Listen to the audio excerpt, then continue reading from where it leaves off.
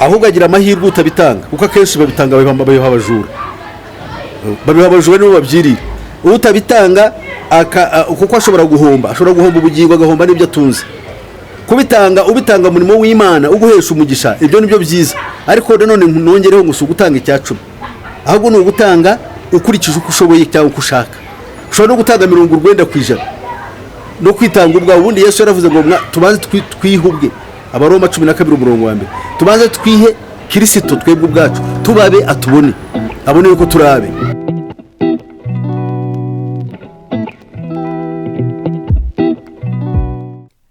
Mwongeye kwirwa mwese mudukurikiye tugira ngo tubashimire wese akanda subscribe kuri YouTube channel yacu ngira ngo ni by'agaciro gakomeye kuri twebwe mazina yanjye nitwa Innocent cyangwa se K250 kuva muri rwandanallstar.com. Nkuko mumenye rero buri munsi tubazana abatumirwa batandukanye yaba abantu b'intararibonye mu bintu runaka abantu bakuze abatoya abastari batandukanye. Kuri munsi rero twegereye umuntu mukuru n'umupasteri turaza kugira ngo abibwire ntago ndamuvugaho byinshi araza kutwibwira n'impamvu twamutumiye kugira ngo tuganire turebere hamwe ibimaze iminsi bivugwa mu bijyanye n'umurimo w'Imana cyangwa se ibintu bya gospel no mu Rwanda dore ko hashize igihe hari ibintu byinshi biri kuvugwa. Impamvu rero twamwegereye nk'umuntu ukuze umaze igihe mwa bino bintu kugira ngo atuganirize atugezeho byinshi we ukabyumva cyangwa se uko abibona. Reka tumuhe ikaze anatwibwira. Murakoze.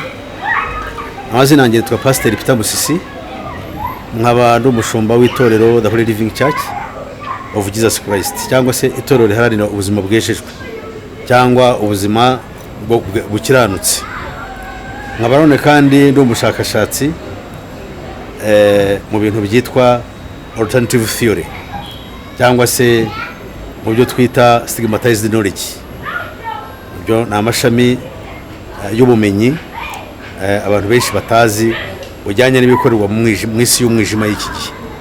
Ibyo rero nabyo tubitangamo inyigisho aho dukorera umurimo wacu wo kwigisha abantu bizira y'Imana n'ubwiru bwo gukora kwa Satani. Dukomeza ikiganiro cyacu pastor twagiye ngo tukubaze udusobanurire dore ko muri minsi hano mu Rwanda ndetse no hanze yaho hari kuza amatorero menshi umunsi kuwundi amatorero aravuka ahantu hatandukanye mbese abantu bari kuvuga Imana mu nzira zitandukanye amatorero akaba menshi abapasteri bakiyongera. Twagiye ngo dusobanurire ese uko kwiyongera kw'amadini agenda bamenshi kandi atandukanye rimwe ne mugasanga wenda banigisha ibintu bimwe ariko ntibajya hamwe ngo bakorere hamwe ahubwo buri wese numva ko yashinga itorero ku giti cye. Ibintu bibona gute cyangwa se uko kuvuga Imana mu nzira zitandukanye wowe ubyumva ute? Murakoze. Ubusanzwe ibintu bijyanye n'iyobokamana ni ibintu ubundi bikomeye cyane. Ubundi bibiri twereka ko ubutumwa bwiza kandi bwo mvugaho bwa Yesu Kristo bwigishwa n'intumwa yatumwe kuko Bibiliya iravuga ngo abaroma icyacumi uhereye ku murongo wa 11 avuga ko bazambaza iryo zina batazakorwa n'isoni izina rya Yesu Kristo. Ngo ariko se baryambaza bate batari bamwumva? Abantu benshi ntabwo Yesu bari bamwumva. None se bamwumva bate nta wabwirije? None se habwiriza nde cyangwa habwiriza uwuhe kandi atatumwe? Kuko mu ijambo ry'Imana ribwirizwe hagomba kubaho ibyo nkubwiye kwitonderwa.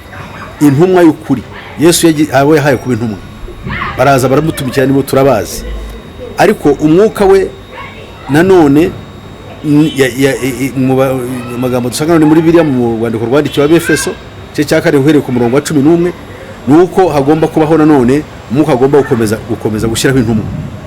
Iyo uvuga intumwa ntabwo uvuga izi ngiza abantu biha amapeti ngo nda apotre bakamuha inkoni igondoye yari bishop ngo yabaye apotre ubundi ngo ni profete. Ibyo ni ibintu bigayitse kandi mu by'ukuri bikwiriye kugabwa n'abantu bose. Hari ikintu ukomejeho uvuga ku matitire cyangwa se ku mazina abantu bagenda bahabwa atandukanye yaba ngo bishop apotre n'andi mazina atandukanye. Ese wowe ntabwo wowe wemera ayo matitire abapasteri cyangwa se abakozi b'Imana bamwe no bagenda biha cyangwa se bahabwa mu matorero yabo? Ntabwo ibintu byemera. Iyo tuvuze wenda bishop cyangwa episcopi byo biri muri Bibiliya. No kuvuga episcopi bivuze overseer umuntu ureberera cyangwa se utwara abakuru b'amatorero banyuranye akareba cyangwa agenzura imikorere yabo. abagira n'inama ndetse akanabaha n'inkoni y'ubuyobozi. Ibyo turabyemera, ariko muri iyi minsi byataye agaciro. Umuntu arihandukira ngo ni bishop, ukamubaza amatora afite ugasanga afite we n'umugore we n'abana be babiri, wenda na nyirarume uri hirya. Yaba agize amahirwe akaba afite ibyangombwa agendana muri briefcase cyangwa muri sanduku ye, akagenda n'ibyo akoresha akita bishop. Ntabwo rero bishop ari icyo. Bishop ntabwo ari ititiro umuntu aguha, ahubwo bijyana n'inshingano. Inshingano ufite amatorero angahe, abantu ufasha. Kandi nanone icyo nakubwiye mbere nkitangira, ugomba kuba waratumwe. Navuze nkubwira yuko Yesu yatumye intumwa ze 12, imwe ivamo isimburwa ariko n'iyindi hiyongeraho n'izindi ntumwa zo hanyuma nka ba Paulo n'abandi. Murimo wabo kwari ukwamamaza Kristo Yesu. Iyo nkutumye nkagutuma ntigenda uvuga ibyanjye nibyo uvuga kuko uri intumwa yanjye. Ubwo rero bo ngabo baragiye, ariko umwuka w'Imana biritwereka yuko azakomeza guha abandi izo nshingano zo kuba intumwa. Abandi akabaha kuba abahanuzi, abandi akabaha kuba bigisha, abandi akabaha kuba bungeri n'abavuga butumwa. Ariko umwuka niwe ubikora. Ntabwo ari itorero ryicara ngo rivuge ngo we tuguhaye titiri iyi niki, kuko wenda ejo tuguhaye ibi. Usanga umuntu yavuye ku pastor ngo yabaye bishop, pastor akabusigira umugore we. Ibyo umwana we ejo kazaba uri muvuga butumwa. Ibyo bintu ntabwo bijyanye n'umurongo wa Bibiliya rwose. Ntacyo bakiza. Kandi je sindeba ngo nuko bafite amatoro cyangwa batayafite. Ese abayafite bo bayafite. Ndetse bari ku rwego rwo hejuru bayobora n'isi yose, bayobora no ku rwego rw'igihugu no ku rwego rw'isi, bayobora amadini. Amadini abayarimo barajya mu ijuru. Ni ubuhe butumwa bahabwa? Cyo tugomba kwitondera. Barahabwa ubuhe butumwa? Sinzi naba ari idini riri established rimaze imyaka magana ngahe. Rishobora kuba riri aho ariko ryarabaye just organized religion, niko tubyita muri bizamahanga. Organized religion ntabwo ari spiritual entity, ntabwo cyangwa se spiritual organization. Wenda tuvuge ngo na abantu bayoborwa n'umwuka. Yesu ubundi yadusigiye kuyoborwa n'umwuka. Ntabwo tugomba kuyoborwa n'ikindi. Kandi abayoborwa n'umwuka nibo bana b'Imana. Ikibaranga nuko bera imbuto ziki z'umwuka wera. Twagira ngo utuganirize tubwire, ese wowe kubijyanye n'icyacumi hari ibintu bibaho ugasanga mu matero amwe namwe nyine batanga nk'icyacumi, umuntu yahembwa 100 umukozo n'icyacumi akaba yagitanga. Ese wowe icyacumi ubundi cyumva cyangwa se ukivuga iki muri make? Ubona bikwiye ko Kristo wagiye atanga icyacumi nkuko cyumva ko icyacumi cy'umushahara we, cyangwa se yakomeje gutanga uko byuma cyangwa se ukashatse? Twebwe twemera ko gutanga bihesha umugisha kuruta guhabwa. Iyo ni principe. Ariko se noneho utanga tangate. Iyo tuvuze ngo zana icyacumi nutakizana rugibwaho n'umuvumo, tuba tugiye mu isezerano rya kera. Dukoresha iterabwoba aho kugira ngo dukoreshe urukundo rwa Kristo. Kera abantu bayoborwa n'amategeko ntabwo batangaga kubwo gukunda, batangaga ku itegeko. Ugomba gutanga ibi cyangwa ukagibwaho n'umuvumo. Icyo gihe rero n'amategeko yayoboraga. Twebwe twita itorero ry'umwuka. Abakristo bose nuko batatiye igihamba, bari bashingiye ku kintu cyitwa umwuka. Umwuka niwe waje kugira ngo itorero ritangire. Niyo mpamvu Yesu yavuze ati ntimuzave mu murwa kugeza igihe ibyo data yasezeranyije bizazira bikabahabwa. Uwo ni umwuka wera w'ukuri Yesu yasezeranyije. Uwo ni waje rero abamuhawe batangira kuvuga bashize amanga, kandi bavuga Yesu ko ntabwo rero bavugaga n'umwuka bavuga. Akababwira n'ibyo bagomba kuvuga, akabibutsa n'ibyo bagomba, kandi akanabafasha. Ibyo nibyo tugomba kuba tubwira abantu. Icyo gihe rero ibyo bavugaga uhereye mu byakozwe n'intumwa ukagenda nuko ku itorero ryagiye ryubakwa nibyo dukurikiza. Ni ukuvuga rero gutanga, hari amagambo Yesu yari yavuze dufata nkaho ubutumwa bwiza yavuze ko yavugiye hakiriho porogaramu y'isezerano rya kera, abatambyi n'abanditsi bakiriho, akavuga rero asa nkaho ategura ibizigishwa mu itorero rizaba riyoborwa nawe. Niyo mpamvu yavugaga hati yabwiraga abantu muri rusange, akabwira n'abandi biherereye. Hakabaho naho babwira ngo abigishwa be, ngo mu gihe ari kumwe n'abigishwa bakababwira ibi nibi. Byumvikane ko yari afite ibintu yigishaga ategura systeme izasimbura yari isanzwe hari yagitambiye. Ubwo rero nukuvuga yuko abatambyi cyangwa mu ncamake nkubwiye, abantu bamaze guhabwa umwuka w'Imana. Nicyo tuba dushabije ngo abanze bamenye. Iyo hawe umwuka w'Imana batanga umurimo w'Imana banezerewe kandi bazi icyo bakora. Yuko ari ukugira ngo bene wabo bakiri mu mwijima barokoke umujinya uzaza binyuze mu kwihara no kwizera Yesu Kristo. Rero iyo bikomeje kuba umuhango w'idini, ibyacumi bikaba kwiterabwoba dusubiye. Niyo mpamvu rero amadini yanga iby'umwuka yigisha. Kubera iki? Kuko amadini ashaka kugendera muri ya porogaramu ya kera y'amategeko kugira ngo abone uko ayobora abantu kandi abakureho ibyo ashaka. Niyo mpamvu amadini akomeye akagira ibikomerezwa nuko bituruka muri aya mafaranga bakura mu bantu ariko bitanyuze mu gutanga k'ubushake. Ushatse kuvuga ko umuntu aramutse adatanze icyacumi, kimwe cyacumi cy'umushahara cyangwa se ibyo yinjiza, nta cyaha bakoze cyangwa se nta muvumo azagirwa ko atatanze icyacumi? Ahubwo agira amahirwe utabitanga, kuko akenshi babitanga babiha abajura. Babiha abajura nibo babyirira. Utabitanga kuko ashobora guhomba ubugingo, agahomba n'ibyo atunze. Kubitanga ubitanga umurimo w'Imana uguhesha umugisha, ibyo nibyo byiza. Ariko nanone nongereho ngo gutanga icyacumi, ahubwo ni ugutanga ukurikije uko ushoboye cyangwa uko ushaka. Ushobora no gutanga 90% no kwitanga ubwawe. Ubundi Yesu yaravuze ngo tubanze twihubwe, Abaroma 12:1, tubanze twihe Kristo twebwe ubwacu, tubabe atubone, abone yuko turabe. Ko ari ukuntu bavuga ngo iyo umuntu atanze icyacumi ahabwa umugisha, kuko atanze icyacumi buri kwezi agashobora gutanga icyacumi ku mushahara we, hari umugisha ahabwa. Ibyo ubivuga cyangwa se ubona atari byo ngubwo kuvuga ko gutanga icyacumi muri bitagakwiye kuba babivuga mutanga icyacumi ku cyo winjije, ahubwo umuntu yakwiye gutanga uko yumva ashatse, pana kumushyira amategeko avuga ngo utanga ngo kimwe cyacumi cyangwa ngo tanga ni pourcentage runaka. Ubu ngubu rega ni hari cy'abantu twe dufite umugisha twasezeranyijwe, Aburahamu yahawe, yasezeranyijwe. Uwo mugisha ni Yesu Kristo wagomba guturuka mu rubyaro mu rukiri rwa Aburahamu, akaduhesha umugisha ariko bugingo buhoraho, niwo mwuka wera w'Imana, niwo mugisha dufite. Ntabwo umugisha ari ngo ni icyacumi kuko ngo ndi bugende ngo ubucuruzi bwanjye bukunguka biki. Ibyo ni isezerano rya kera, kuko isezerano rya kera yitwa amategeko, ryari umushorera utugeza kuri Yesu Kristo we bugingo buhoraho, we mwuka w'Imana. Ni ukuvuga ngo twahawe kugira ngo tugire ubusabane, tubumwe n'Imana Data muri Kristo Yesu. Niyo kamere y'Imana twahawe binyuze mu kwizera Yesu Kristo. Ibyo rero nicyo abantu benshi iyo kamere ntibayifite, ariko bagashaka kwitwa abakristo. N'abayobora nuko bameze. Niyo mpamvu Yesu yavuze ati mureke abantu barandate impubyi zirandate iki izindi ngo bazagwa mu rwobo. Niyo mpamvu tuvuga dushize amanga, natwe biratubabaza iyo tubonye abantu aho kugira ngo usanga n'abantu bibasira abandi umutuntu ngo uyu nguyu ngo arakora ibi, ariko kandi ntibarwanye ikibi kiruta byose Imana ireba kandi ihakanye.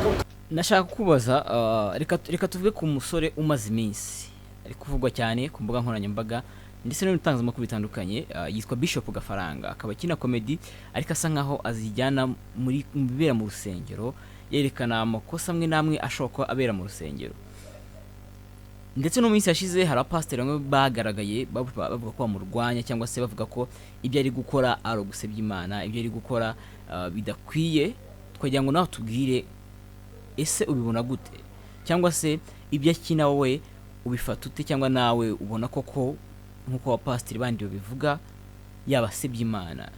Jewe icyo navuga kuri biriya bya Bishop Gafaranga nyamibona, jewe namufata nk'umufasha mu ntambara yo kurwanya ubuyobe dufite. Ubundi Bibiliya ivuga muri Yakobo 5:19-20 ngo umuntu uyobora umunyabyaha akamukura mu nzira ye yayobeyemo ngo azabakije ubugingo. Rero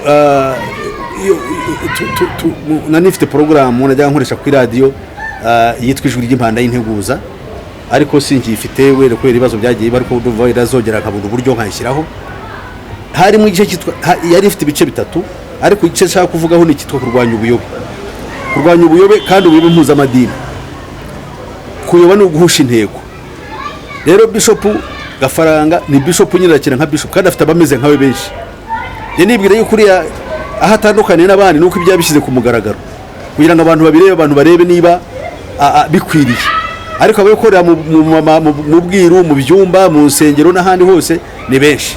Naguha nk'ingero nanjye ubwanjye nifite umuntu ajya gukuraho abantu amafaranga akajya ngo kujya ku Nyungwe kujya kubarogora ngo barabaroze ngo ibiruzi bafashe ngo biri muri Nyungwe, akagenda agiye kubarogora abantu bakaba amafaranga birukanka n'abandi benshi. Hari amakuru amaze iminsi avugwa nkuko tubikomojeho yuko ari abapasiteri bashaka kuba bajyana umusore mu nzego z'ubugenzacyaha kugira ngo akurikiranwe ngo babona abasebereza izina, ari gusebya izina Bishop, ngo izina Bishop ari kuri sebyanga gutuma mbega ari gusebya umwuga wabo. Ese wowe wabona abo bashyigikiye abo ngabo cyangwa se wewe ubyumva ute nyine ko bavuga ngo bashaka kumujyana mu nkiko cyangwa se mu bugenzacyaha? Kandi njye mwemera nk'umuntu udufasha mu kurwanya ubuyobe. Bishop Gafaranga akeneye abantu b'Imana, kuko we yavuze ngo ababikina. Jewe mubona nkaho ari Bishop Gafaranga usa n'abandi benshi bameze nkawe. Abo nkavuga ubwo yabishyize ahagaragara, abantu benshi bamenya Gafaranga yuko ari umutekamutwe, kandi hari n'abandi basa nawe. Bityo rero abantu bakabamenya, bakaba ameze nkawe, bakabahunga, cyangwa bazabona bafite imikorere nk'iy'Agafaranga uriya, bakamenya yuko ari umwambuzi, bakamuhunga. Ibyo nicyo navuga. No kuvuga ngo bajye kumufata n'ababikina, wenda kadwemere ko abikina, nabwo ni hahandi abakora ibintu byiza. Ariko n'ababikora zingoro bikora niko idini rye rikora, arakora n'abandi nk'abandi benshi. Bose abagurisha amabuye ntibahari, bose abagurisha ibitaka n'amazi ntibahari. Ahubwo nduva atari yatangira byose n'abandi n'umukinnyi azajye no muri ajya abona uko babikina, ajya abona uko nabyo bigaragaza. Abagurisha amazi, abiba abantu, abasambanya abagore b'abandi, abo bose barahari. Ni nabyo byavuyeho intandaro y'akaga katugwiriye hambere aha byo kugenda bafunga amatorero. Ndavuga kuri radio Rwanda bamamaza, bahamagara abantu batanga ubuhamya, bagiye bamburwa, bagiye bahemukirwa. None se uwakoze ibyo, watumye n'abantu benshi bakoraga n'umurimo w'Imana bakiranuka bafungirwa, wese ukwireho gutwarwa mu nkiko?